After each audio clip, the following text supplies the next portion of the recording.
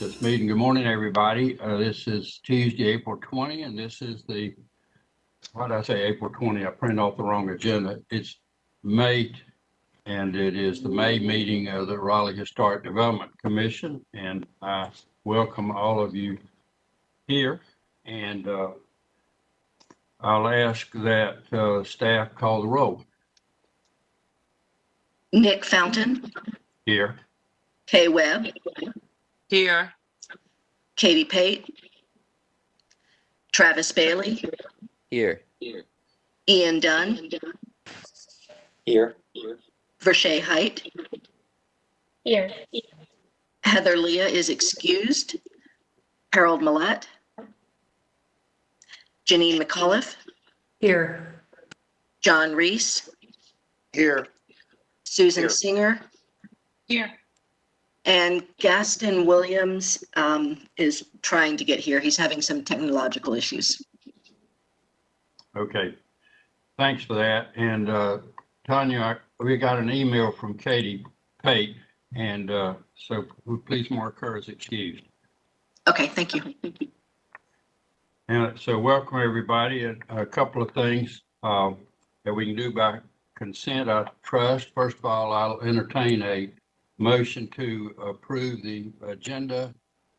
And let's see who did that. Janine McAuliffe moves to approve the agenda. A second from Vershay Height. Any discussion? All in favor signify by saying aye, raising your hand.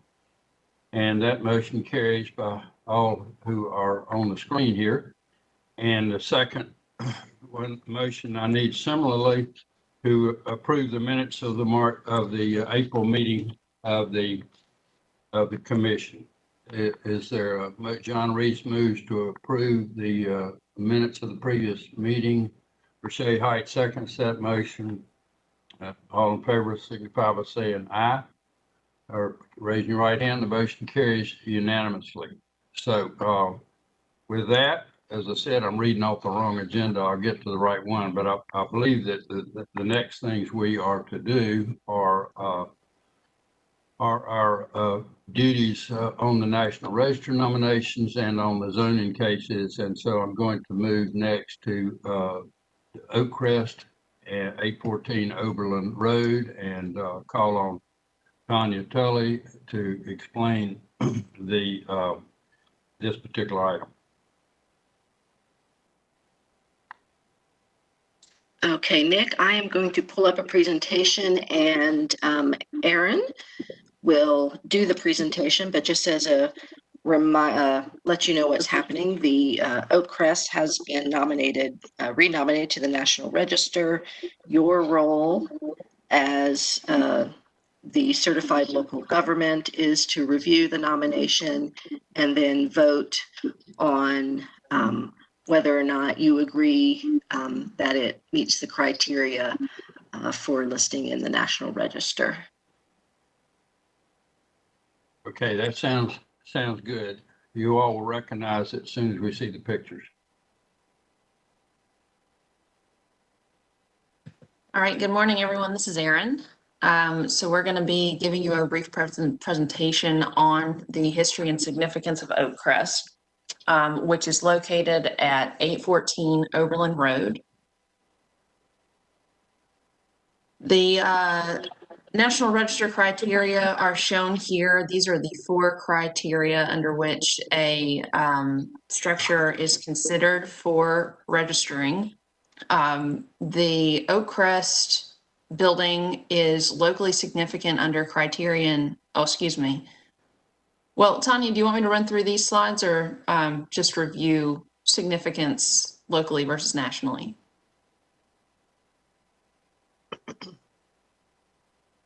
Your choice. Sorry, I moved too fast. Well, sure. So for the National Register, Oakcrest is proposed to be registered under the criterion A. Next slide.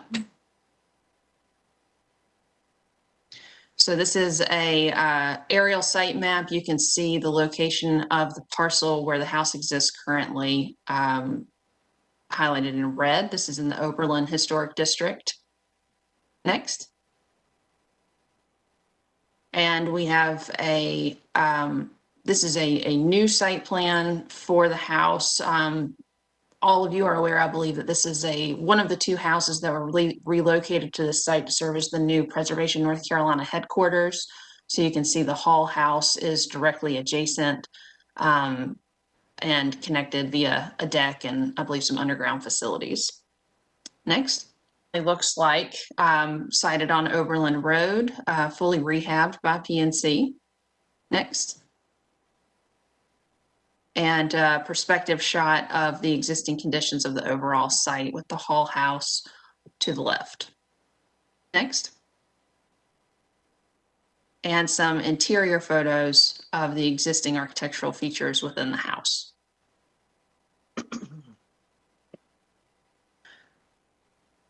So Oakcrest is locally significant under criterion C in the area of architecture as an excellent and intact example of Queen Anne style, as exhibited by the most financially successful Oberlin homeowners in the first decades of development of that Freedmen's Village.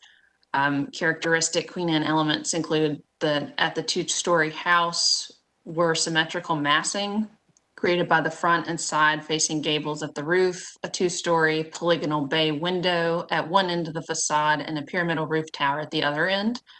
At the interior, the dwelling features Queen Anne finishes and details, including headboard, wainscot, and a stair with turned balusters and newel post. The period of significance is circa 1886. The approximate date of the two-story section was built and alterations were made circa 1865 to the single-story Greek Revival dwelling. Oakcrest also meets criteria consideration B for moved properties that retain integrity and derive significance primarily from architectural value. And of course, what we're discussing today is the National Register nomination for the new location of the house. And in 2002, the house was listed on the National Register as the Willis M. Graves House under criterion A in the areas of ethnic heritage, Black, and social history. The period of significance under that criterion is 1884 to 1935. No significant dates or persons were identified and no architect or builder was listed. The house was not listed under criterion C in the area of architecture because of aluminum siding added after the period of significance, which reduced its integrity. The dwelling was moved in the face of a demolition threat in 2019 and was delisted as a result of that move. So if you have any questions for us, we can take those. Okay, thank you for that. And among the persons who signed up to speak, Sabrina Good signed up on behalf of the Friends of Oberlin. Sabrina, we'll be glad to hear from you, but I think everybody on the screen is well aware of this property and its history, recent move, and significance. But if you'd like to speak, we'll certainly hear from you.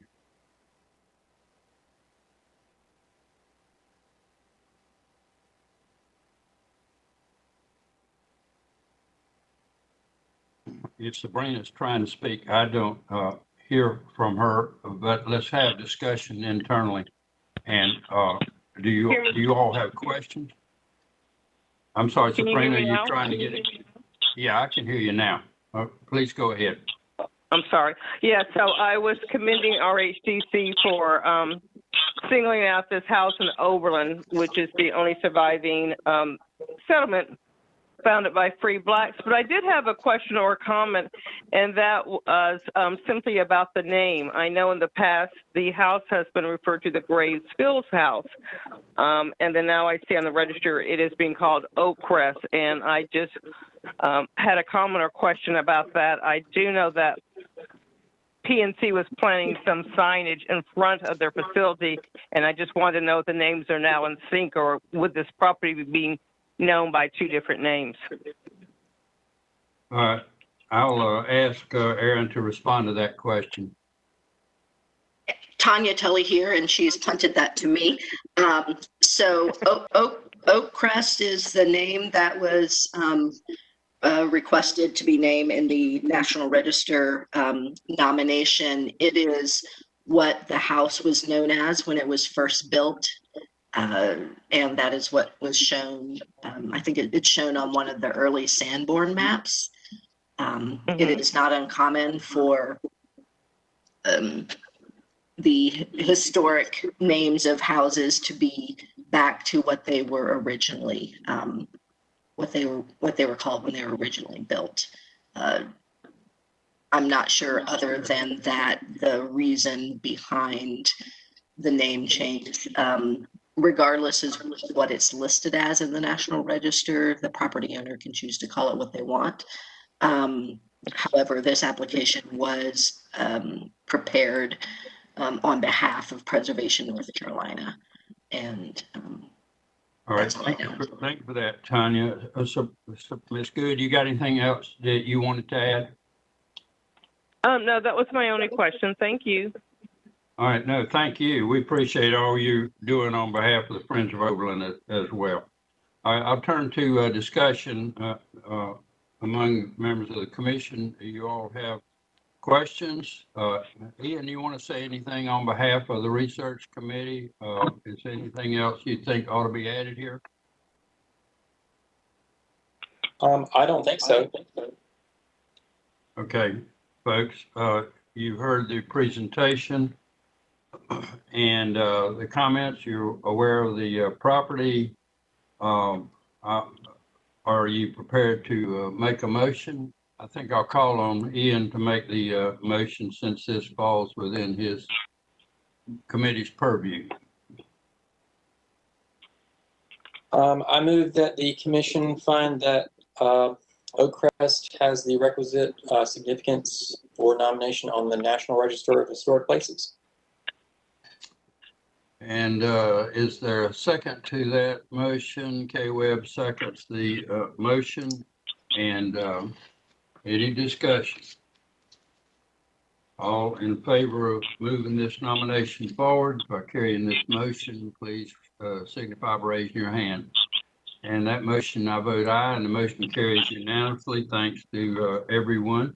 And we'll now move to the, if you want to hear a name, listen to this one, the Thompson, Jones, Anderson, Allen House. And its current owner, Ann Robertson. And Aaron, I'll ask you to explain this application.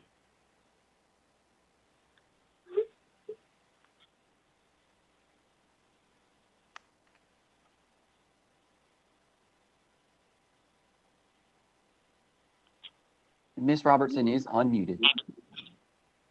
Thank you, John. All right, the second property we'll be talking about this morning is the Thompson, Jones, Anderson, Allen House located at 516 East Jones Street. The property was constructed circa 1851 with some intermittent alterations through the years, circa 1860, 1871, and 1921 to 26. The Thompson, Jones, Anderson, Allen House is historically significant as the second oldest extant house in Oakwood and the oldest still used as a single-family residence. The house is not only significant as an early residence, but also as an example of an evolved house that grew and changed to meet changing needs. While the core of the circa 1851 house remains, it has been enlarged with the addition of porches, a kitchen wing, and a later two-story west wing. In the early 20th century, it was clad in brick and the roof covered in slate. As such, the house reflects not only the early impulse to settle in Raleigh, it has witnessed the development of the surrounding Oakwood neighborhood. The house's adaptation to meet the needs and tastes of subsequent owners has resulted in a building with an expanded period of significance through 1970 that incorporates multiple building campaigns, each with importance in their own right. After a fire in 2012, the current owner rebuilt the house in accordance with Raleigh's Historic District guidelines. They salvaged many interior features, including the stair rail, and the owner is requesting that the following interior features be included as a part of the landmark designation. This includes the first and second floor plans, including walls, cased openings, and masonry openings and their fenestration. the primary stair, including newel post railing and spindles, and the secondary steel railing and spindles. Flooring, including the wood floors and the vestibule tile flooring. Interior trim, including door and window surrounds, chair rails, crown and ceiling molding, ceiling medallions. The fireplaces, interior doors, including the pocket doors and any period or historic hardware remaining in the house, and the windows, including period or historic window hardware. So we'll take questions if you have any now. Okay, thank you for that. And I'll call on Ms. Robertson in a minute, but Aaron, I do have a question. Sometimes we look at a rebuilt situation and indicate that it has been so changed either over time or in the aftermath of a fire that it's no longer eligible. How did you all weave your way through those distinctions in this situation? Well, we have a report prepared on this house. The research committee has vetted this request, and it is their recommendation that it is historically significant. Since it did undergo quite a bit of interior damage from the fire, but the rehab was careful and in accordance with the guidelines, and the house itself and the oldest pieces of the house still stand. Okay, thank you for that. And I will now call on Ann Robertson, and I can tell you that place is beautiful on the inside. I have been there. Is it possible for me to speak at this point? It is possible for you to speak at this point. We're all ears. All right. Well, the most important thing I want to do is just express my gratitude. Many of you know Greg Paul. When he came in here, he made sure that all of the renovation work was done to keep it, the work that had to be redone was in keeping with what the house was originally. Tanya was a fabulous help with giving us guidance, but Greg did an unbelievable job. And in fact, the house is more similar to the 1851 house now after the fire than it was before the fire. I also need to express a huge amount of gratitude to Helen Leary. Many of you know Helen Leary, a very famous historian. She actually lived in the house for 8 years and did a tremendous amount of research. And then this particular application was prepared by Mary Ruffin Hanbury. So just lots of gratitude here for people who care about this house and the important significance of an 1851 house that's still a residence in Raleigh. Thank you. Thank you, Ann. Are now questions, discussion from members of the commission? Anything? All right, then I will call on Ian to make a motion with respect to this property as well. I move that the commission recommend that the Thompson, Jones, Anderson, Allen house has the requisite special significance to be designated a Raleigh historic landmark, and that it be moved forward in the process. Is there a second to that motion? And a second from Rashay Height. Any discussion? All in favor, signify by raising your hand, saying aye. And Gaston, by the way, has let me know that he's on with audio only. And so, Gaston, are you going to vote on this? He votes aye by text. Yeah, okay. Yeah. All right, so he votes I don't think aye, and you I can do hear as me. well. Thank you for that, Gaston. The motion carries, and we will move that nomination forward as well. We now turn to our Unified Development Ordinance reviews, and the first matter we have is a rezoning case at the Hayes Barton Baptist Church, a series of addresses on White Oak and Glenwood, and I will call on Colette to explain this process in this particular case. Hello, everyone. This is Colette. So as Nick just mentioned, the first case for you to discuss this morning is 1800 Glenwood Avenue. It's also 1822, 1806, 1812, and 0 White Oak Road. The case number is Z221. And you are reviewing this application because The properties along White Oak and the church are included in the Bloomsbury National Register Historic District. One of the structures is considered as contributing, and that is 1812 White Oak Road.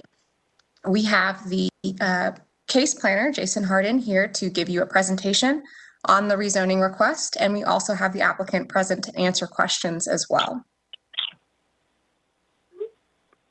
All right, thank you for that. And at this point, I'll call on Jason Harden to review and run through the slides. Thanks. Good morning. Jason Harden with Planning and Development. And I'll go through the request pretty quickly and see if there are any questions. So as was mentioned, there's actually multiple pieces of property. And once you see the map, you'll understand the reason for that. So the bulk of the property is on its own parcel, and then the church also owns multiple parcels along White Oak Road. And so from the map there is the base zoning for all those parcels is R10, and that is not proposed to change.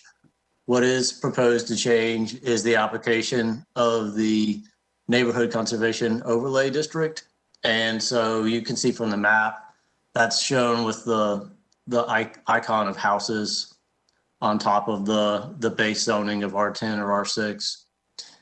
And it was not, to my knowledge, it hasn't been, but it isn't applied to the bulk of the church property itself, but was applied at some point to those individual currently detached houses properties that the church owns along White Oak. And so the request is to remove that overlay district from 3 of those parcels, or really 2 and a portion of a third. The Planning Commission has not taken this up yet, likely will at an upcoming meeting. Next slide, please.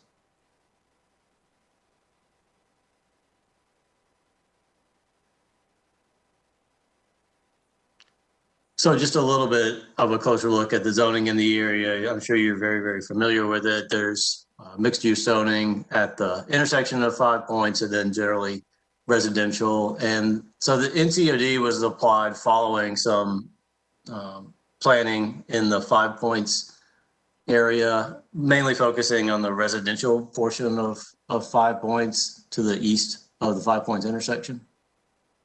Next slide.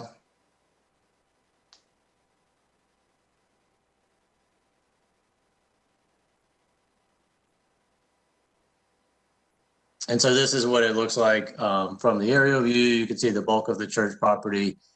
You see along White Oak, those individual houses that are there owned by the church. The one at the northern end, that's that portion of a property, is not owned by the church, but is included with this rezoning. And it actually removes that overlay only from the rear of that particular parcel of property. Next slide.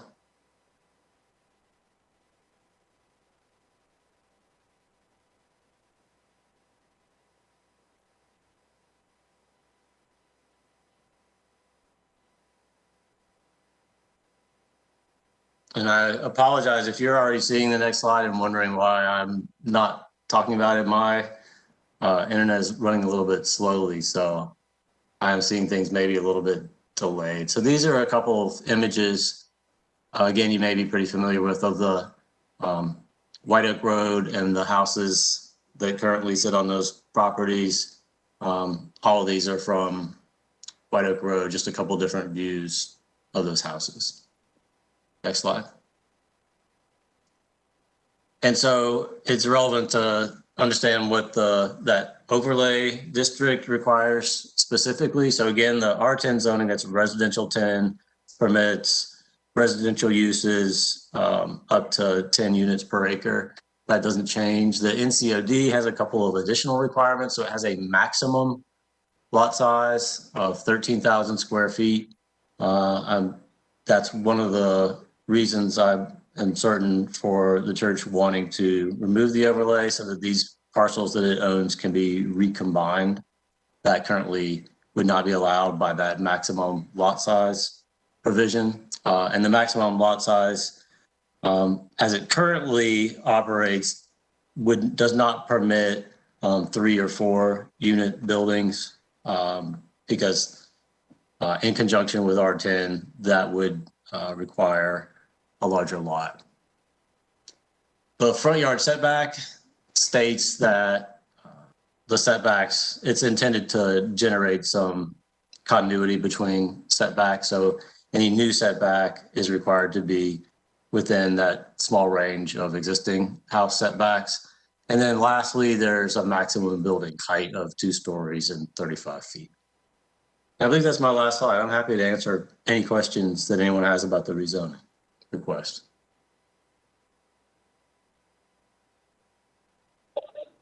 Thank you for that. Are there questions from members, for the staff here, from members of the commission? Or if not, I'll move forward to hear from the applicant, and we will come back to questions directed to whoever ought to answer them. Okay, seeing nothing, I will call on David Brown on behalf of the applicant here. And Mr. Brown, if you're there, we'll be glad to hear from you. Good morning. This is David Brown. I may actually want to ask if Isabel Maddox wants to lead off our discussion this morning. She's the attorney representing the zoning case, if she is available. That's fine. I've just taken the names in order on my roster here. So, Ms. Maddox, Yes, we'd be glad to let you be the leadoff hitter if you'd rather. Okay, thank you very much, and good morning to the members of the commission. I'm Isabel Maddox, PO Box 946, Raleigh 27602, here representing Hayes Barton Baptist Church. And here with me on the call, you heard from David Brown, landscape architect with Klein Design. Also on the call, and importantly, is Pastor David Haley of Hayes Barton Baptist Church. Just as an overview, this is a very small zoning case that the church has felt it needs to bring in order to conform the zoning on some very small parcels and fragments of parcels into the zoning for the balance of the church parcel. The total acreage covered by this case is 0.30 acres. And basically, you saw the church parcel. Over the years, the church has acquired some of the houses along White Oak Road. And in order to execute an expansion plan, they need to recombine some or all of these parcels into their main tract so they can develop it into one unified development. And there's not a lot of major redo going on here, but they do have a parking lot and handicapped access that they're working on. And so in order to bring some of these small fragments into their main parcel and execute this new parking lot / handicapped access, they need to recombine the parcels. And as you just heard from Mr. Harden, recombination of these smaller pieces is not permitted under the NCOD. So the main church tract is not zoned with the NCOD. We want to bring the small pieces into the same zoning as the rest of the church. The church owns 6 houses along there, and you probably are aware several years ago there was some controversy about this property and what the church's plans were.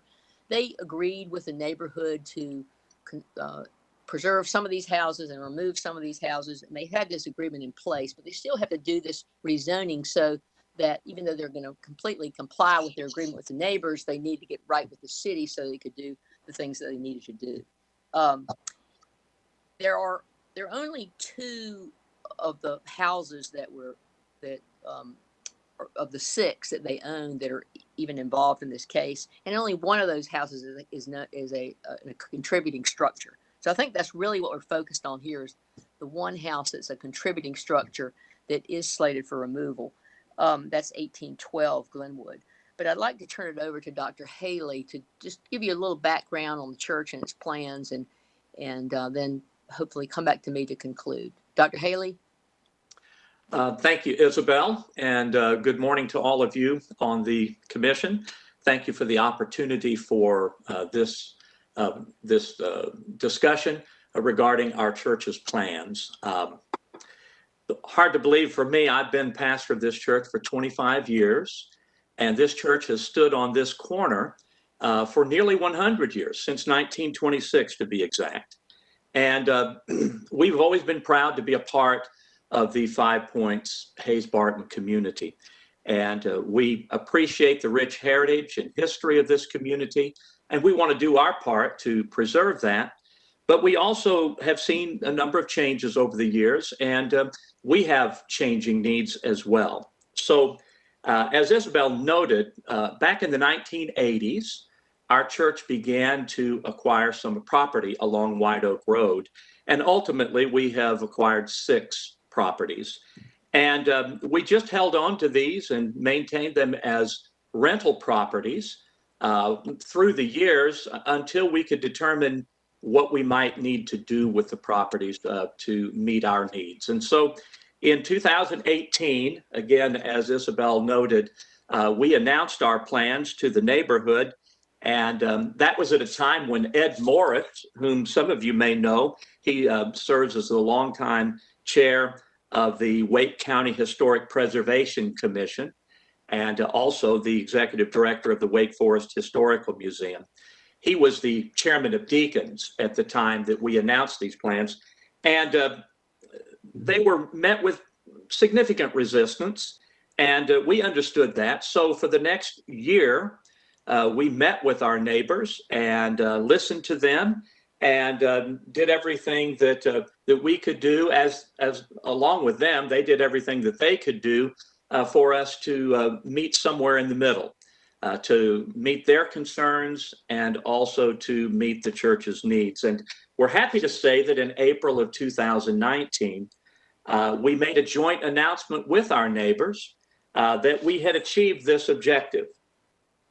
The essence of our agreement was that we would preserve 3 of the houses that we own along White Oak Road, and we would remove the other 3. The removal of the 3 houses on White Oak will enhance the accessibility to our church facility, both for our senior members and our younger families with children, as it will feature a covered drop-off area and a new elevator that will service all 6 levels of our facility. And it will have expanded handicap parking and better pedestrian access. The 3 homes that will remain will be renovated and used for affordable housing. We haven't made any specific plans for administration of that mission program, but in our agreement with our neighbors is that we will work together with them to coordinate this mission program of the church. The one house, as I understand it, that we're considering today that is a part of this discussion is 1812, and we will be happy to preserve for posterity photographs of this house and present them to your commission. And we would be happy also to coordinate any of the photographing with your staff. So I think that pretty well covers what we're hoping to do, planning to do, and I'll turn it back over to Isabel at this time. Thank you, Dr. Haley. Right. So just to conclude here, I think it's important to understand this case is actually a general use zoning case, which means we can't add conditions per se. And the reason we did a general use case is because the balance of the church property is zoned R10 in a general use manner. And we wanted that zoning to be consistent so the church doesn't have to navigate different sets of rules as they move forward. And focusing again, this is, I think, really what we're talking about today is the one structure at 1812 Glenwood, and 1812 White Oak. And you heard Dr. Haley indicate a willingness to photograph this house before any removal. That's kind of a handshake deal, but I think we have, you have to, when you make a handshake deal, you have to sort of make sure you have confidence in the handshake on the other side. And I think you can have that here. This church has been here for a long time, and and I think you can rely on that they will do what they say they'll do. So with that, we'll conclude. We're certainly available for any questions. David Brown has worked on this and worked on developing the plan for this area, and so he would have design answers if you have any questions on that. Thank you. All right. Thank you, Isabel. I've got a few questions I want to ask while we're about this. Understanding the issue about conditions, but I still want to know from you all, what are your concepts with regard to height and setback limitations with respect to the three parcels to be added to the main church parcel? The minister indicated 6 levels a minute ago, and I certainly would have concern about 6 levels on White Oak Road. So maybe you can educate me about that. Well, with the height limit in R10, I believe is 45 feet. And right now we don't have any plans to build anything on those lots. There'll be, to the extent the houses are removed, there'll be additions to the parking lot and the accessible entrance. So there is no, other than, some sort of portico shared, which probably won't even be on one of these lots, but it might be. But there's no particular height envisioned there, and we would be limited by the R10 height limit. And David Brown, do you have anything to add there? Yes, I do, Isabel. The reference to 6 levels is the existing church building, which is constructed over a series of decades. There are no plans other than for the cover drop off for construction. Am I correct in assuming there's going to be a driveway through where one of these houses is to make this plan work and give access to White Oak? You are correct. There will be a single driveway off of White Oak Road. It will be in keeping with the Raleigh street design manual. It will be a small scale residential scale driveway. Okay, thank you for that. All right, I'll turn to other members of the commission. Are there questions that any of you wish to ask? You'll raise your hand. Gaston, it's good to see your face. Solution to those technological issues. Anybody got questions? Gaston's got questions. So unmute Gaston.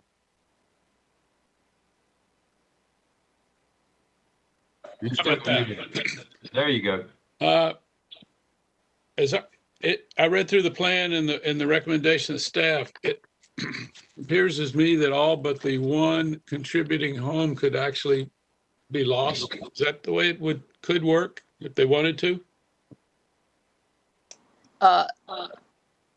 Actually, the one contributing, there's one contributing property in this zoning case, and that right now is slated to be removed.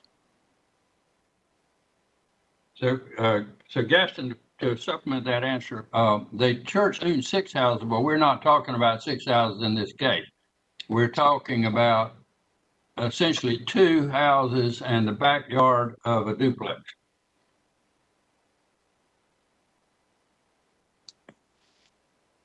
Other questions?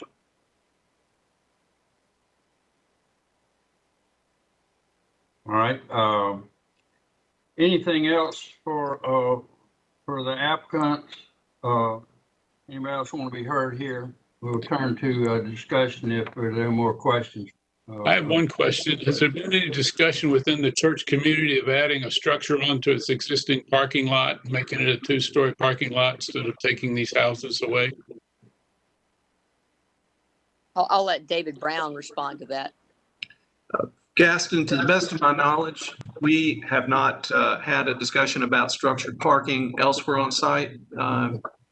I know there was a lot of work with the neighborhood to design the parking lot to preserve existing trees. I know Mac and Susan Little, who live down the street, were very instrumental in that, bringing forth that plan. But I'm not aware of any, and Dr. Haley may have something else to add. There are no plans for any structured parking. All right.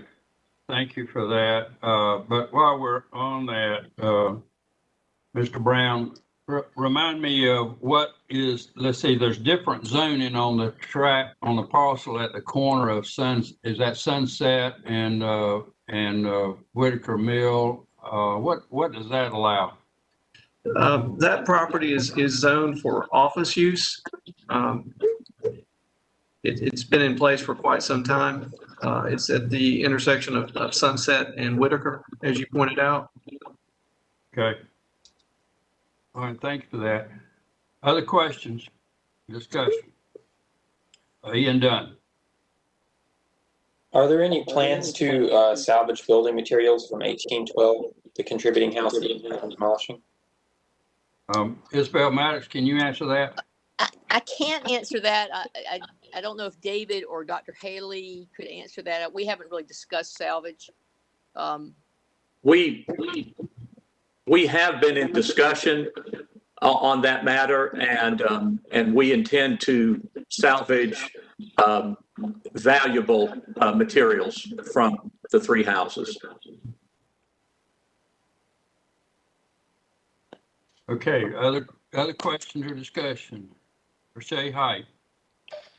Yeah, and this might be a question more for staff than the applicant, but it appears that through this discussion, we're talking around a master plan or some type of drawing that exists that we're supposed to, I guess, be commenting on or respond to in some way, but that wasn't included as part of the application. You know, to what extent, you know, are we kind of allowed to see that, or, you know, would that be required in this part, or is that a next part? Just curious. I think we'll write that question to Tanya with, there is a tight line to be walked, Rashay, in considering what the zoning is requested and the extent to which people show you pretty pictures and promise things but the zoning, we ultimately focus on what the zoning allows. Tanya, do you want to supplement that answer? No, I was going to actually call on Jason to have him answer that, but it's more authoritatively. I think the answer that was already provided was right on target. So it's typical that any rezoning request happens first, and then a more detailed, once the property owner has the confidence of knowing what the final zoning would be, that at that point, a more detailed site planning effort and application takes place. And that's when a property owner gets more specific about exactly how something would look. And that is typically done again after the rezoning is complete, because until then, they don't necessarily have the certainty of knowing exactly the requirements for the site and how in the end they're going to lay out the site, and typically don't find it feasible to spend the money to do those detailed drawings when they could change depending on the rezoning. So there is no very specific site plan at this point. There is the decision about the zoning, which I think the key takeaways are it would allow those parcels to be recombined. So the church could go forward with some different plans. That would leave the R10 zoning, which permits residential uses. It permits church and similar institutional uses, and their supporting needs such as parking. Okay, thank you for that. Are there further questions? Discussion. Janine?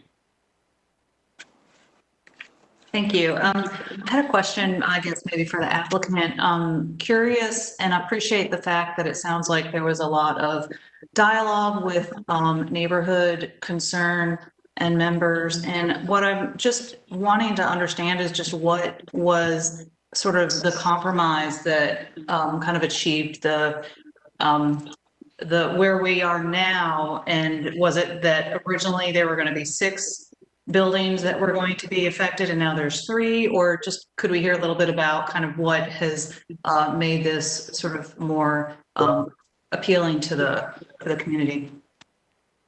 Isabel Maddox, can you answer that question? Yes, the agreement with the neighbors was that there would be 3 houses preserved and 3 houses removed.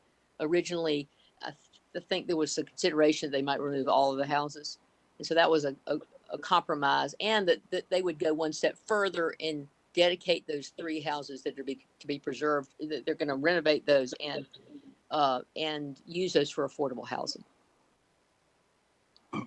So one of the concerns is I recall some of the houses were not in the best of condition, and so I think there will be an effort with respect to the 3 that are to remain in connection with the affordable housing, and so that I think the church got beat up pretty much the last time because the houses were not in good shape anyway, and so there was animosity over just how good a neighbor the church had been trying to be, and the church has backed up. And of course, I'm not a member; I have no connection to the church at all. But the church has backed up, taking a lot of time to try to heal all those wounds and to come to a solution. And certainly, there may have been other applicants that might have decided to steamroll the thing and get done. But the church has done a lot of work with the neighbors, and I think that comes through here. Whatever we decide we think about this contributing structure. Are there other questions? Are you prepared to make a motion with respect to the position of this body on support for this request? Or do you want a motion indicating you support the request, but want commitments with respect to documentation and photography of the house, or preservation of significant portions of it, doorways, banisters, whatever other mantelpieces and things of that sort? What do you think? Some of you are thinking you need another cup of coffee, but we got work to do. So with that, Gaston? My thoughts are just briefly this. They've negotiated, the church has negotiated a form of peace with the neighbors. I think that we're caught in a bit of a dilemma of wanting to do something negative here, but realizing that unless they get transit or something else, they need parking. They're going to either call all over the neighborhood streets or surrounding areas, or create parking that's suitable for their growing congregation. If they've made peace with the neighbors, maybe that's something to be considered. Yeah, thank you for that comment. Other discussion or comment? I feel like Shay's comment was correct. Could we say, it seems appropriate, but we want to see what they're going to do? Because I appreciate your comment, Gaston, but a parking lot is not, a concrete or whatever parking lot is going to be really ugly. So it's going to be, how do we tear down a house and build a parking lot? There's a song about that. Kind of bothers me with their concept. So could we reserve, saying we totally approve until we actually see what they're going to do with it? This is Tanya Tully here. We will not see any further. The actual site plan review will go through the permit and will go through a process, and will not be routed back through RHDC or the Planning Commission like the rezoning. Yeah, and so the only reason it's here now, folks, is because of this overlay district. And so I think we ultimately, if we support it, we can indicate what reservations we might have, or concerns or desires, but ultimately we are betting that the neighbors who are most affected, if they're happy and these folks have got it together, that we should not foul that up if that's our view. But we ultimately have a duty, but we can't ultimately stop these houses from being removed anyway. And we have less control over removal in this situation than we do in a local district like Oakwood or Boylan Heights. And so, yes, it's an overlay, but our controls are relatively minimal. So I'll need a motion from one of you, or unless you want, and if you want me to suggest the motion, I will, but I'm trying to preside and allow you all to make these judgments. Nick, I'm okay with your words that you used before might be more repeatable. I would move that we not oppose the rezoning, and that we voice our express desire that they take steps to preserve historical and or other elements of the buildings and record the history of them, et cetera, before anything is done. And you listed a whole series of things a moment ago with commas. Yeah, I was just thinking about woodwork and balustrades, mantelpieces, significant interior architectural elements of the house, and maybe there are columns or something out, there are doorways outside as well, but I think the point is made. Is there a second to Gaston's motion? Okay, and Janine seconds that motion. And so now we have a motion second on the floor, a number of heads nodding affirmatively. Or any further discussion? All right, then I'll call for a vote on the motion. All in favor of the motion, signify by raising your hand. And let's see, the hands up are Gaston, Harold, Heather. So the ones who are not up are Susan and Brochet. Have I got that right? All right, and I will vote aye as well, and the motion carries. And we thank everyone involved for being on the call this morning. We'll move now to the next matter, which is a rezoning on Whitaker Mill Road. A number of addresses on Whitaker Mill and several on Bernard Street, and I will call on Jason Harden to explain this application. I'll come back to staff if there are particular things staff wants to point out to us. Good morning. So happens to be rezoning relatively close to the one that you just looked at. It is on Whitaker Mill Road at Bernard Street, and most of it is the site of the existing retirement community, and along with a few additional parcels that at one point had some detached houses on them. There's currently a mix of zoning districts, and this request is to replace all those zoning districts on this property with a single plan development, or PD, zoning district that allows a little bit more customization of certain zoning requirements. And I'll, in a very succinct way, outline what the plan development would permit. So there you're seeing the current zoning, and the site RX4 also includes residential mixed use 4 stories, also includes that R10 section there on the east side of the area. And then there's some existing commercial zoning right at Whitaker Mill and Bernard Street, where it's currently zoned commercial mixed use in 3 stories. And so the total area is just a little bit under 18 acres, and all of that would be rezoned to planning development under this proposal. So next slide. And I would note this also has been the Planning Commission, a plan development request often takes a little bit more intensive staff review, and so that has not yet concluded. So generally residential surrounding the existing mixed use node there at Whitaker Mill and Bernard. Next slide.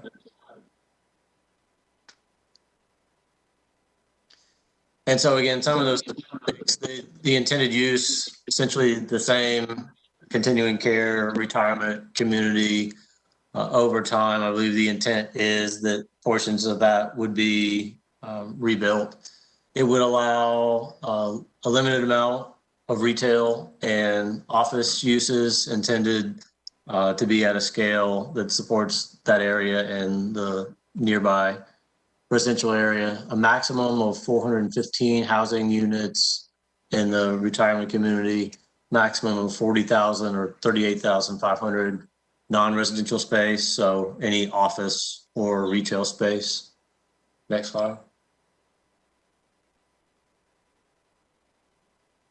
And then in terms of height, the PD gets, although the zoning category is, if you look at it, it's just planned development or PD, this is where they get more specific. So it specifies that height could be up to 5 stories along Whitaker Mill Road and at the center of the site, but would transition down to 4 and then 3 stories as the site approaches the north.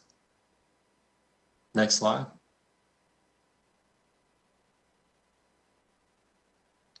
Then we have just a couple of views of the existing site from Whitaker Mill Road. This is looking directly north at the existing community.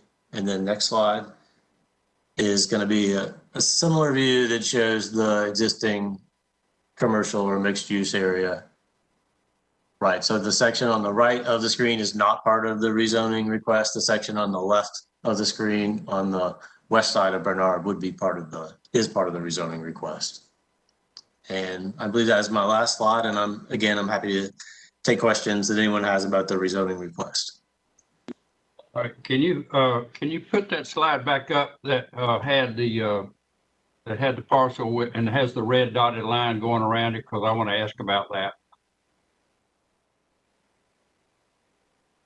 The one that had the 5-story, the 3-story. Yeah. Now, so Mr. Harden, explain to us, what is the red dotted line? Is that supposed to indicate some sort of setback or what?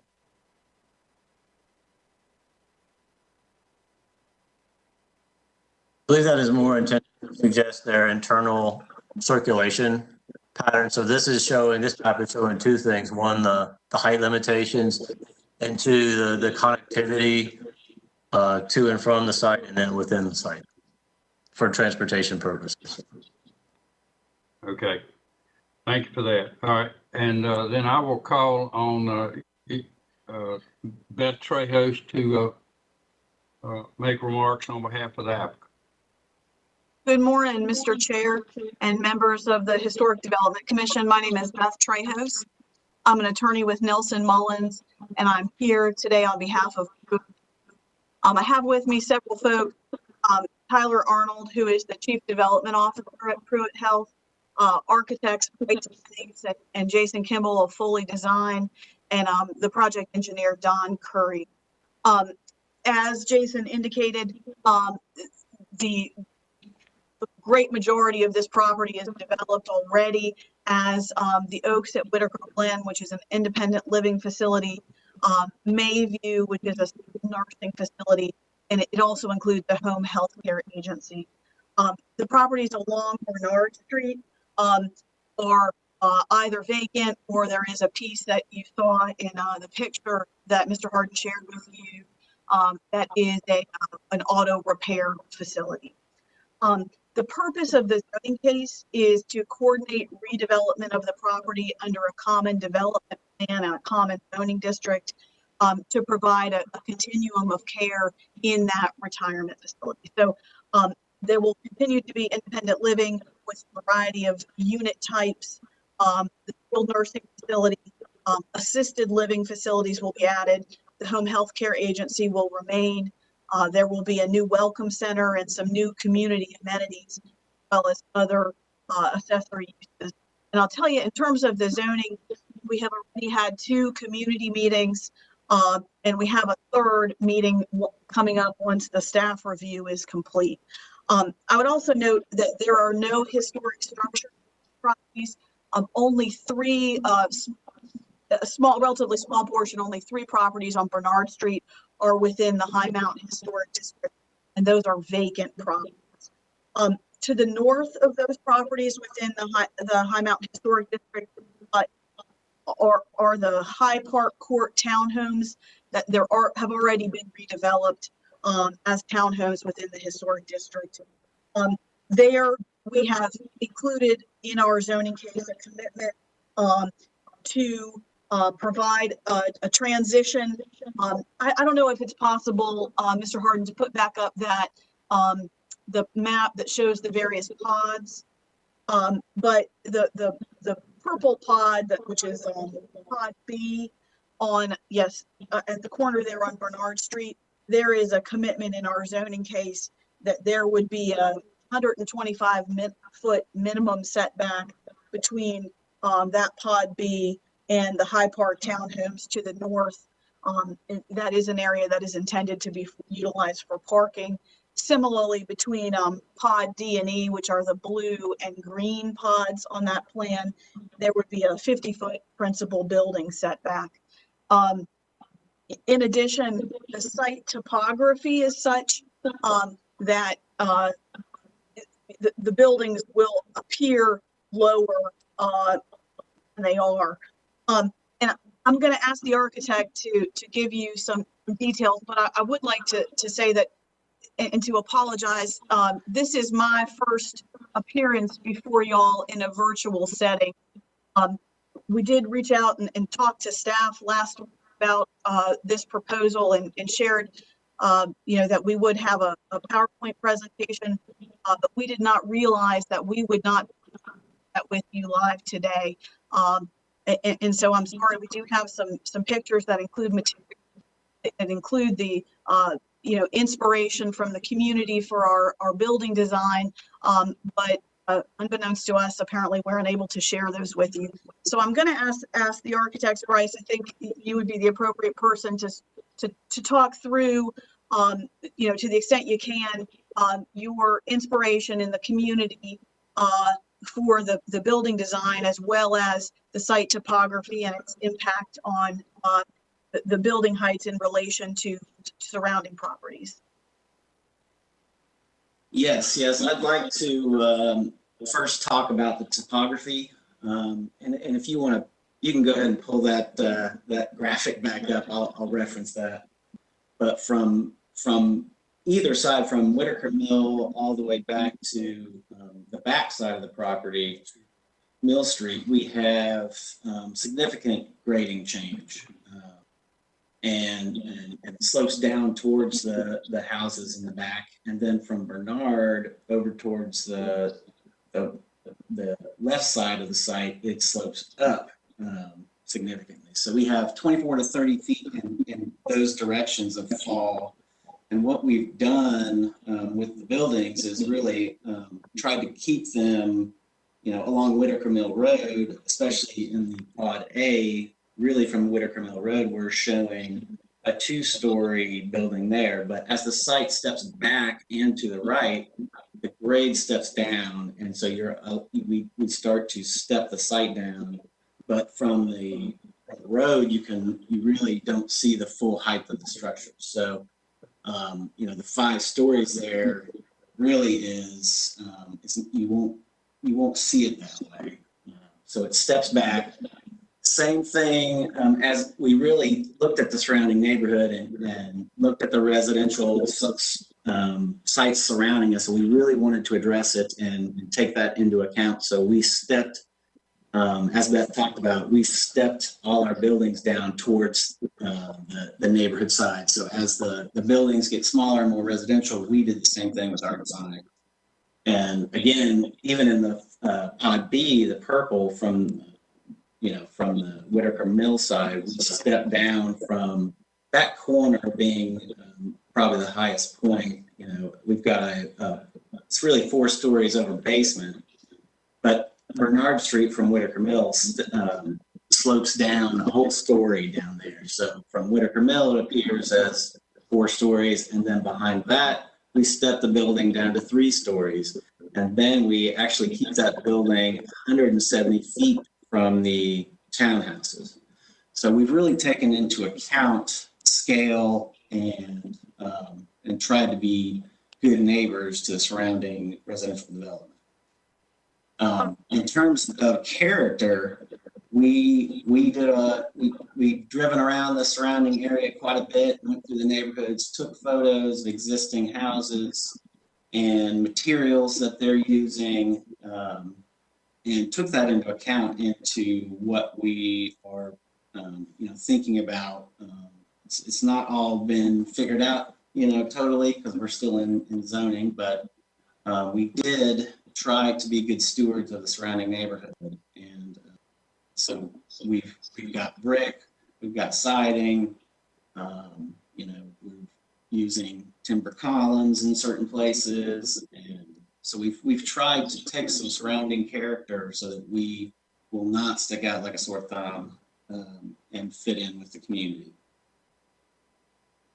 Bryce, can you also talk about the slope down from the property to the west, which is the Wake County home, and the distance between, that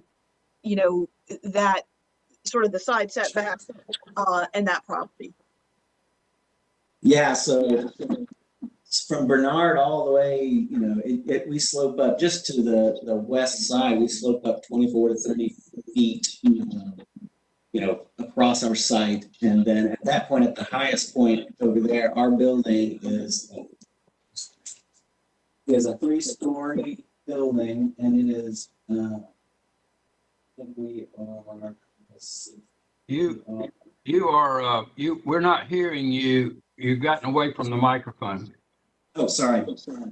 We're 130 feet. The structure would be 130 feet from our property line, and then obviously, an additional, length to the surrounding building. But we are 3 stories on that side, directly facing the Wake County property, and roughly, we're roughly, since we're going downhill, we're roughly the same height as that existing structure over there. So we are not trying to put a building over there that is 3 stories taller than the existing structure. And this can be seen in the massing plan that's included as a part of the master plan. And we had that marked up in our PowerPoint, and I'm sorry we're not able to share that with you. Well, to be frank about it, Beth, I'm wondering if we don't need to see that before we'll see how the discussion goes here. But just looking at this diagram here, Beth, I'm concerned about 4 stories at Mill Street. The current screening from Whitaker Glen to Mill Street is pretty good. Coming up Mill Street to that turn behind that church that's over on Noble Road, and I appreciate the 3-story pod E, but 5 stories all the way down in front of those townhouses coming down Bernard Street is. But I acknowledge that there's been serious, significant change along Bernard Street, so that the pre-existing High Mountain neighborhood is largely disappeared, and it's now townhouses all the way down through there. But still, 5 stories is a lot once you pass the little neighborhood shopping center. And so I'm just throwing out a few things that we can't tell from looking at this. But I wonder. But I'll be glad to hear your comments, Beth, and from the design folks as well, and then we'll see what everybody else has on their mind. Okay, sure. Nick, this is Colette. The master plan documents were added to board docs So we can show those if Beth and the team would like to go through them. It won't be the annotated version that she had in mind, but we do have them if you'd like to see them on screen. I think That would be helpful. I think that would help this discussion if we can do that. And if she doesn't have very much delay in her computer, then as you throw them up, she'll be able to talk about them anyway. And also, I would like to address, Mr. Fountain, your comment about the 4 stories on the Mill Street side. Those are existing 4-story buildings back there. We're not proposing any new 4-story buildings. You mean back where Whitaker Glen is? Yes. Yeah, okay, great. Thank you for that. And so this is the massing plan that is included within our master plan. And Bryce, can you talk through this? I know we had a marked up version, but this can at least give you that sense. Yeah, and so what you're seeing on you kind of see the road closest to the bottom left-hand side of the street. That's Whitaker Mill, and Bernard is on the right-hand side going back towards the upper right-hand corner, and Mill Street is on the back. So the corner there that you're seeing is that's at Bernard and Mill Street. That's what you see from Whitaker Mill. It's 4 stories, and then as you go back towards Mill Street on Bernard, that slopes down a whole story. So you can kind of see that when you take the corner building is technically, it's 4 stories over basement, so it's technically 5 stories. You see it as you go down at 5 stories.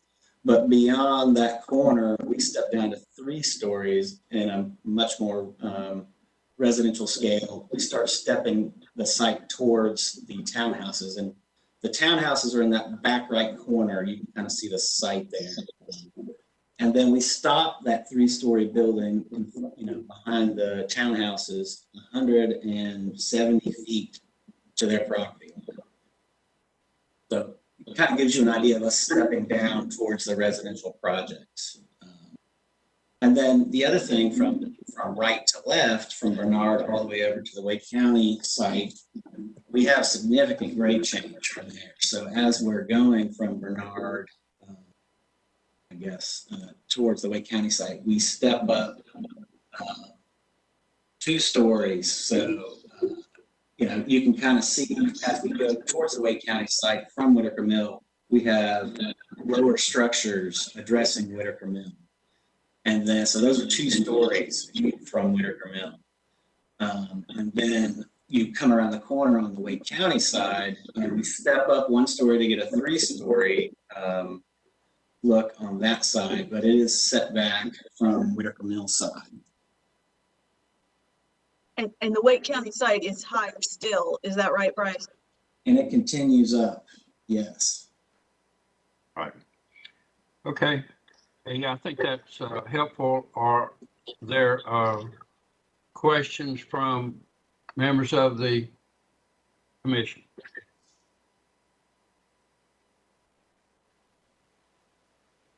Rashay, hi. Yeah, I just have one question regarding, I guess, the ground point or the 0 point. Speak up if you will, Rashay. Okay. Can you hear me now? Better. Okay.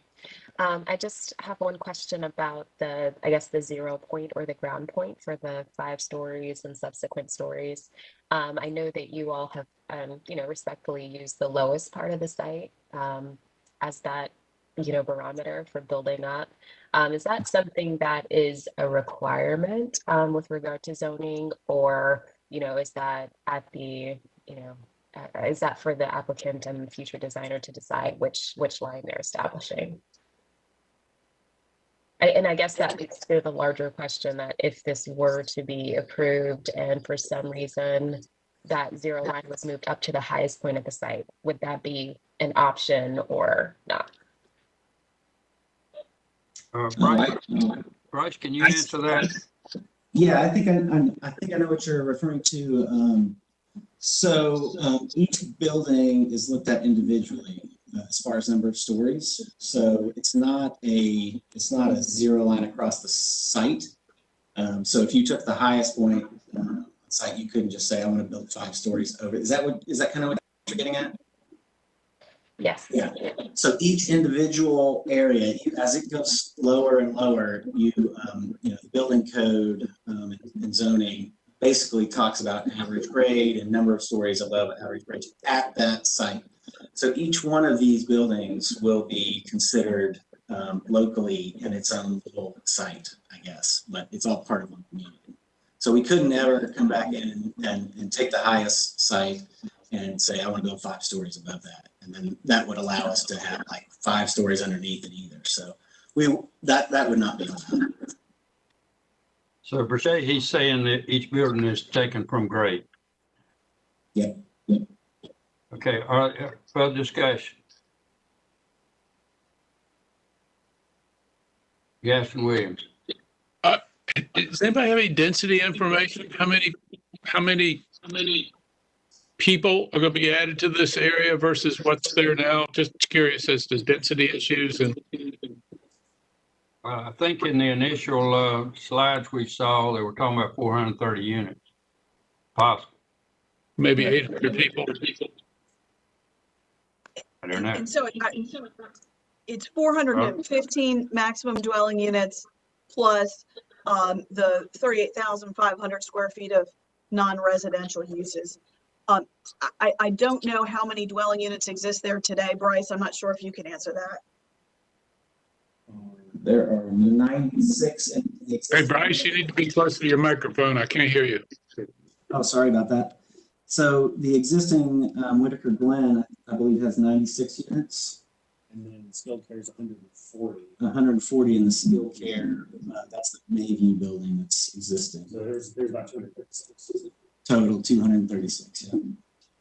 Yeah. You guys got to do a better job of getting to the microphone.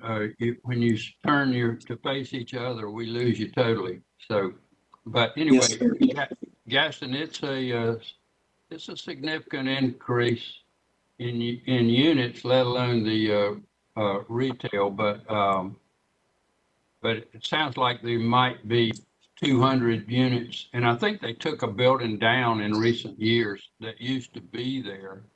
Maybe we wish they hadn't, but it's long gone at this point. So can you repeat so I can hear the numbers that you garbled before? What's the current versus future? What's the 2 numbers you gave us just a minute ago? A little more clearly stated, please. 236 existing and 415 proposed. All right. What's the percent of commercial versus residential? So there's a maximum of 38,500 square feet of non-residential uses, things that would support the facility and the broader community. And, I would point out some of this site is already zoned for commercial. So, there's an existing auto service site, and significant commercial could be developed there as well. Also, the existing RX, residential has no density cap. So, by right, more could be developed here today, which also should be considered as a part of the proposal. And when the staff report is complete, we'll write that up. Okay, further discussion or questions from members of the commission? Errol? Yes, I just had a question. I was looking at the rezoning application. What was the feedback from the meetings that you guys have had from the community, and just want to get an idea of if they were receptive of these plans, or if you guys have had any pushback? So I would say, I'm relatively new to this case, so I did not attend either of the prior meetings, but I have read the meeting minutes. And obviously there were questions from the community, but I think there was an understanding that there is a lot that could happen under the existing zoning, and certainly a positive feeling with the concept of the existing auto facility, which some consider to be an eyesore, being removed. I would tell you that we did attend the 5-point CAC meeting last week, and no one from the community attended to discuss it. All right, further questions or discussion? Okay, are y'all ready to, y'all want to see more? Or you at the point now you've seen enough? Or are you ready to see about a motion? John Reese, what are your thoughts?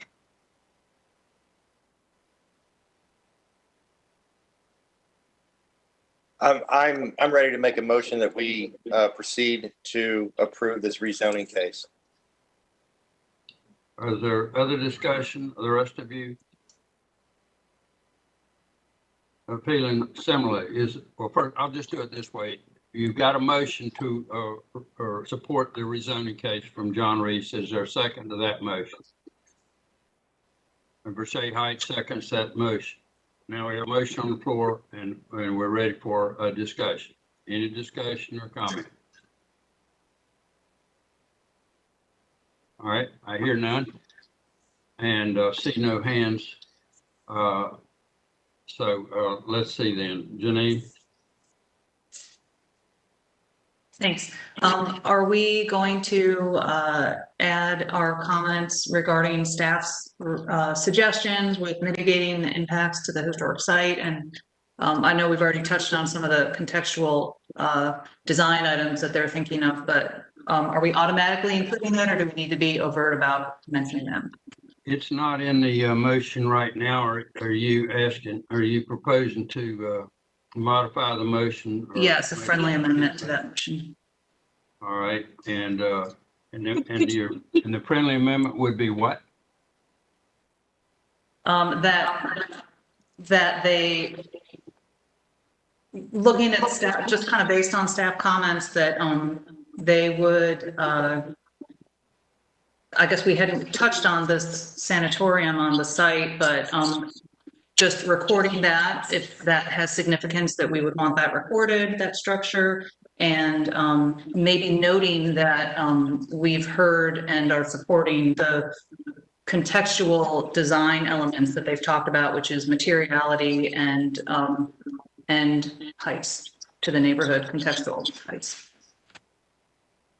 Right. Okay. John Reese, is that acceptable to you? All right, he nods yes. Any discussion? All right, all in favor of the motion as modified, signify by raising your right hand or a hand. All right, the motion carries, and that was unanimous. We thank you all for coming, and thanks for everybody's cooperation in getting what we needed in front of us. Thank you. All right, thank you, everybody. And so now we'll move back to our regular agenda, and the next item is officer elections, and and you had a slate given to you last month. And K-Web, do you want to say anything about where we are?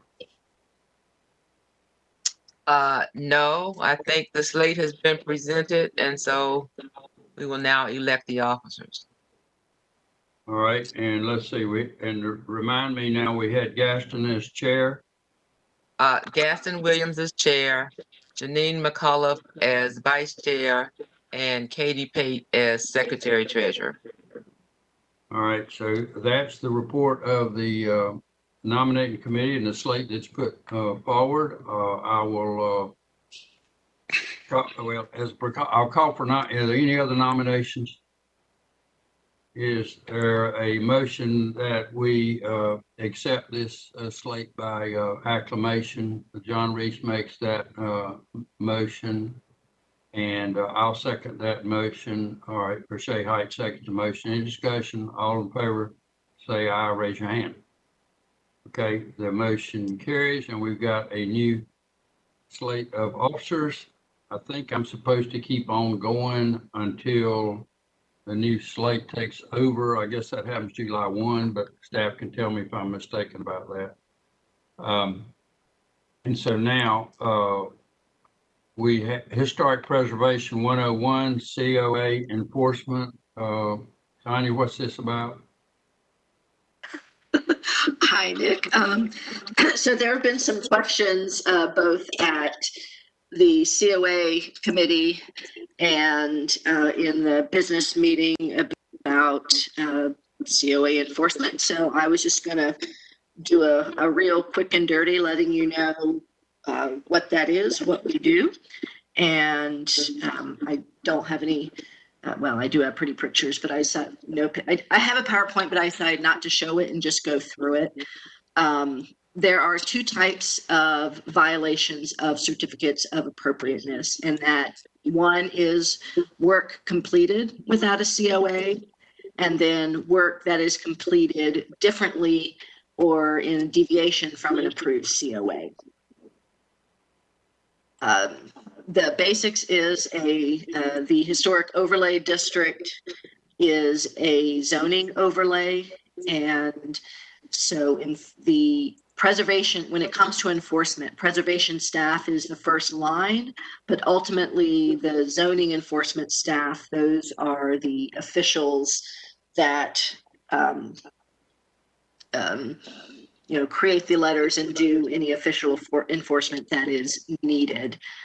Violations are can be reported by anyone. Typically, they are by neighbors. It is also something that you can do as a commissioner. And if staff notices something particularly grievous, then they will also note that as well.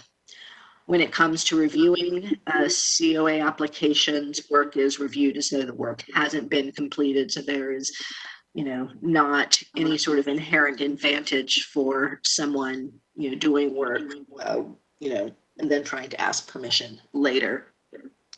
The Unified Development Ordinance does specifically include certificates of appropriateness as something that can be violated, can be in violation of the code if the work that is being undertaken is associated with a building permit, then a stop work order can be issued. And as additionally, we try not to get to this point, but additionally, it is possible for fines or civil penalties to be issued if that is necessary. So a real quick example of someone who has a case where work has, let me back up, sorry. Things that we do to try to avoid violations are ensuring that applicants who do have a COA actually post the blue placard.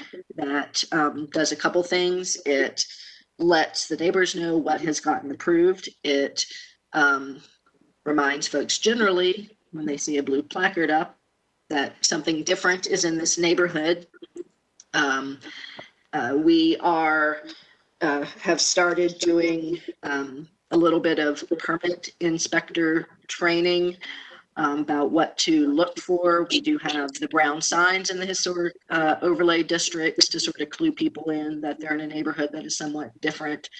When it comes to submitting for other permits, the blue placard is required as part of the submittal. So we've had very few situations over the last couple of years where a permit is issued without someone having gotten a COA, because they know to look for that. And we have very recently added, for the major work, COAs are adding standard conditions to remind folks that if there are changes after approval, that, to remind them that they do need to, get permission for any deviations that are needed from the approved COA. So I think I'll stop there and then just see if anybody has any, well, let me back up, see if anybody has any questions. And if you want, I can walk through, I've got sort of the steps that would happen, an example of, work having not been completed. Work having been completed without a COA, the steps we'd go through, and then same for if work is being completed in violation.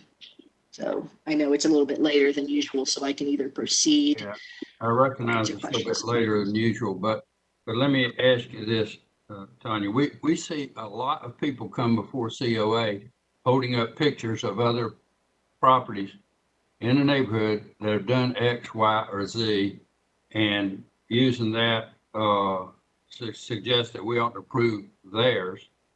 And it puts the COA committee in a box. Is there a process where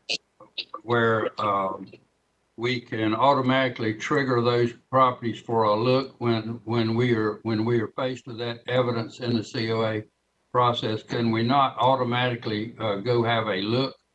I know that we found out at the COA meeting that those properties did not have a COA, or they did. So I know that staff is trying to be responsive to that evidence as it comes in, but should we not consider that that's triggering a need for an enforcement mechanism? Sure, we can. That is not the way we've been practicing in the past, unless you tell us directly, but we can, if you wish to make that a policy, we can do that. Well, of course, I won't be the one to live with the consequences, but I know that we have worked to have property owner agreement on the creation of districts, landmarks, all the rest. But we risk being ignored widespread in Boylan Heights or Oakwood, the two main ones, if we don't trigger some of these.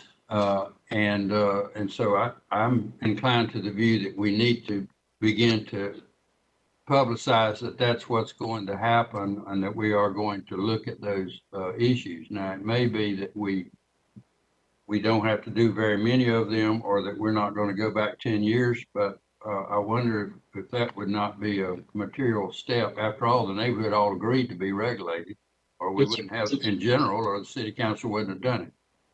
Gaston Williams. Is there any way, Tanya, to trigger a disclosure of a COA applicant to anticipate this in advance, like have them, if they know of any conflicting issues in their neighborhood, they alert us in a part of their application process? I think if we ignore their beef, it's pretty compelling to say, hey, this is an inconsistency based on what you've done in the past. I think we need to figure out a way to acknowledge it, or to at least consider it, or on the record say we considered it, and there was an XYZ reason why that was done, or we're looking into it, or something. Some response that's recorded. Otherwise, I think it invites unnecessary contentiousness and kind of hurts the COA process. Well, most of the time this comes forward as evidence in support of a desired project by the applicant, because people up and down the street have done it. And that's what we need to get at. And staff is saying that they will take direction from the members of the commission. And so my suggestion on this issue would be that for today's purposes, we refer it to the COA committee, that we discuss what we probably really need at the end of the upcoming COA meeting, and that we come back next month with that, because it comes out of COA more than any other way. And the people on COA have probably had to live with this problem more than anybody else. So if that's okay, folks, then we will refer that item to the COA committee and ask for a report back in the June meeting, or whenever we get around to it. So I'll move, if that's okay, and I see the nodding heads, and it's 9:20. We'll move to the committee reports, and we'll try to move through those quickly. On the Lustron, we think we may have a buyer. We think, but on the other hand, it's possible that that it isn't quite as rosy as we might have thought the last time we talked, because it's gotten real quiet among that group. And but But I met the people on the site. We looked at all the stuff in the storage unit. They were measuring the site and doing a lot of thinking about how to get this to work. And that is all in all good. But I think we had action we were trying to take, Tanya, to be sure that we had moved forward in readiness to either move it this way or approve the finances to move ahead on assembling the exterior of the structure. Am I right? That's correct. And regardless of which way it goes, we do have the new memorandum of understanding is in review with the city attorney's office at this time. Okay, so we don't have it in front of us to take action today because it's on some lawyer's desk, which happens often in my world. So we got to wait. Is that what you're saying, Tanya? Yes. Okay, thank you. Nothing on nominations. Anything from research committee? Well, I do just have a brief report. Recommendations have been made to the city council for appointment and reappointment. It is on their agenda for this afternoon. And so the process would be, the persons would be nominated at this meeting and then they would be elected at the next meeting. And so, and the way that process works, if they're nominated and then the city council pauses to see if somebody else is going to come forward that's better or more politically connected. And so that's why there is a delay and they don't do it today. So that can happen, but it's working through the process. So, Janine? Thanks. I have heard just kind of rumblings of who's coming on board for our commissioner. So we don't hear that formally in any way, you're saying, for a little while longer. No, well, I think it's okay. The nomination is public record. The nomination is going for the council. So, K-Web, what names were sent to council? Okay, I don't have that right in front of me. It was Curtis Case-Fang and Bridget, I forgot her last name. Was it Bridget Horton? Does that sound right? It's Phillips. Bridget Phillips. Okay. Thank you, Colette. All right. And so Curtis Case-Fang has been on the commission before. He's currently serving or assisting on the Design Review Advisory Committee, the DRAC. And Colette, can you remind me of the credentials of Bridget Phillips? If I remember, I believe Bridget Phillips was an archaeologist by training. Is that correct? That's correct. So that's a skill set that we haven't had lately. And so one of the first orders of business for the new officers will be to take this 10 or a dozen candidates that we had desiring to be appointed and slot them on the various committees to try to beef up all the various committees and to keep them all interested. It is a great thing when we're not going door to door trying to find somebody to serve, that we've come to the place that people are wanting this opportunity. So that will need to happen. All right. So go ahead, Tanya. I was going to say, and in addition, the new officer / Gaston will get to finalize the committee appointments for the actual serving commissioners as well. Yeah. And I think that will be discussed at the June nominations meeting. All right. So Gaston will pencil in where everybody is going to need to fit to make all this work. But part of the reason for not having done that already is because until the council gives us 2 new ones, we won't know exactly what skill set we have to find a way to work around or work without. So that will be coming on. All right. With that, research committee. Anything else, Ian? Of course, we discussed the Thompson, Jones, Anderson, Allen House and Oakcrest, which we've already covered today. Other than that, we made some decisions on the physical locations of plaques for recently designated landmarks. Okay, great. Well, you can tell Ms. Robertson it's going to take 5 plaques on that house, one for each era of history. Let's see, community awareness. Heather? Yeah, we had wanted to have a discussion, not a long discussion, but a brief one, and there may not be time for it today, but we were tasked with coming up with ways of educating the public about COAs and benefits to being in a historic home, and you know, all the information that we had heard, that we had gotten a couple of I guess negative feedbacks from the community who said they didn't know enough about everything that came along with having a historic home. So we had been discussing ways to make sure to keep the public apprised of that information and have these education sessions. We had talked everything from having, you know, reviving our newsletter to sending out a mailer, but we had ran into some roadblocks just because we wanted to hear a little bit more about what the COA committee thinks would be the most beneficial, rather than us picking something and then running with it, especially with you know, Travis in the group. He was talking about you know, there are certain things that you guys might find more beneficial and not as beneficial.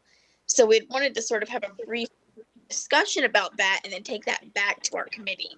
But it being 9:30, it might be worth waiting a month. Yeah, I think that, and I also think that it would be helpful. I don't know whether it would be helpful, Heather, for you to maybe get into the last 15 minutes of a COA committee meeting where we might do that postmortem and try to get at it that way. That burdens you, I understand, particularly when we don't know when we're going to get done. But anyway, Janine McCall, if you were going to comment. I was going to ask whether, just as a starting point, we could do sort of a share doc where maybe COA commissioners could dump a bunch of ideas. I certainly have some on the front of my head, and I'd want to think about this maybe even a little further, and start with that and then have the conversation about them. I like that idea. All right, that could be good. And staff, I think it could be good if in there you could load some of the stuff that's been done in the past. From time to time. And because part of this will be how to transition to newer, more commonly used media and maybe moving away from print. But we need to think through that as well. So part of it's what we've done before. Part of it is the problem we're having.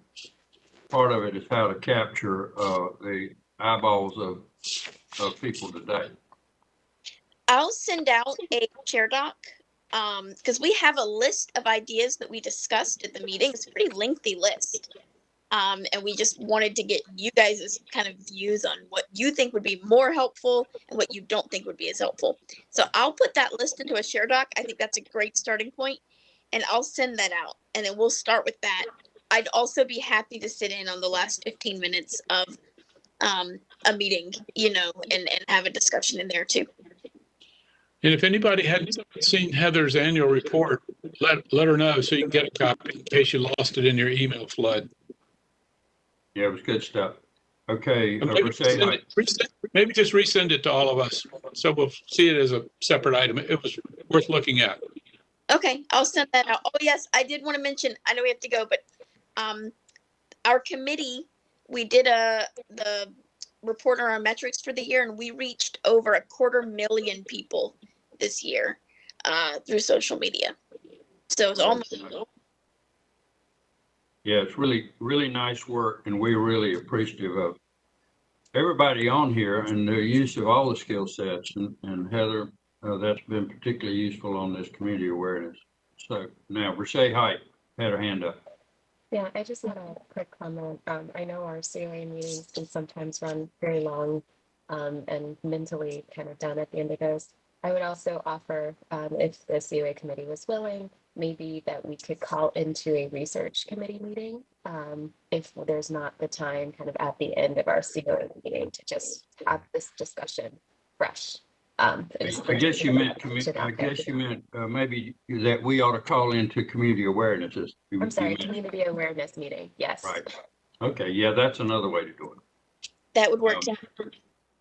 I'll send out an email. We'll start with that, and then we'll plan this meeting. Good work. Tanya, anything new on Dorothy Dix Park? Nope, nothing new. Okay, anything, I'm gonna skip down, a report of staff. Anything y'all need to share?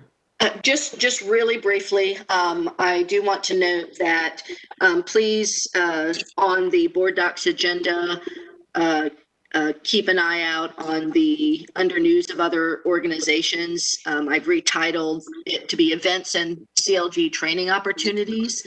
There are some video opportunities from the state Historic Preservation Office. And also to note that in order for us to get, shoot, I can't think of the right word. In order for the state to count any of these virtual trainings that we've done, they are requesting that we do a little summary. So if you do watch them, I put the email, or you can just send it to me as well. And then just wanted to let you know briefly that we have re-kicked off the LGBTQ historic context study, and just last week, I think it was, and there is more to come. Where are we on the annual report to the council? That is in communications to be, what's the word, formatted. They did the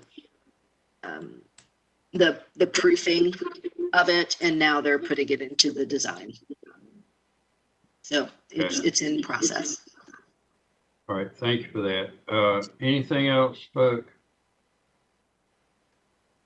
I remind everybody, you're all invited to my house this evening, 5:30. I've already bought the beer and the wine, and we've already done some head scratching about how to make sure that we don't contaminate each other, but we are delighted that the world is opening up again. And but it just seemed to us that, or to me, that we ought to have a session with all of us on the same property where we can actually see each other other than virtually, or Heather with her computer turned sideways. Or whatever. So I hope you guys can come. Scribble down 3056 Granville Drive. And hopefully we will see you this evening, and we can pat each other on the backs, because we have about come through this blooming pandemic and have managed to keep stuff moving forward. And it may be that general awareness and the like has actually gotten a little bit better in this process over the course of this last 14 months. So hopefully I will see you this evening, and staff included. And if some of you have a spouse or significant other that would like to come along to be sure they knew where you really went, then that's okay too. And we don't have a problem with that. I don't think we're going to run out. I've got to have about 60 people at my house Saturday evening. My wife and I are celebrating our 25th anniversary. We decided we wouldn't gamble, that we would be here to celebrate number 50. And so we're gonna do it up big. But the result is you'll get first access to the beer and the wine. So so come on and enjoy. And we will see you all then. Is there anything else from anybody for the good of the order? John Reese. What time at your place? 5:30. Can you say the address, or you can email it out maybe? I'm sorry, what? Can you email out your address? I didn't catch it when you said it. Yeah, I'll try to email it, but it's 3056 Granville Drive. And there's one of those historical markers out front that Mrs. Fadum put out there. as well as the little plaque that, this body put in front of that house at some point. So you won't miss it if you hit Granville. Turn right off of Glenwood going out from downtown. It's down about 10 houses on the right. And there is a tear down across the street and down one, and feel free to park a car over there. They're still cogitating on how many 6,000 square foot houses they can stick over there. And so anyway, but you feel free to park in those two driveways if you like, as well as in front of whatever. So anyway, 5:30, we'll look forward to it. And yeah, Heather, I'll try to get an email to everybody. We will, we'll hopefully see you then and shake a hand or two. It'll be nice. See y'all later. Meeting adjourned. Bye. Bye now.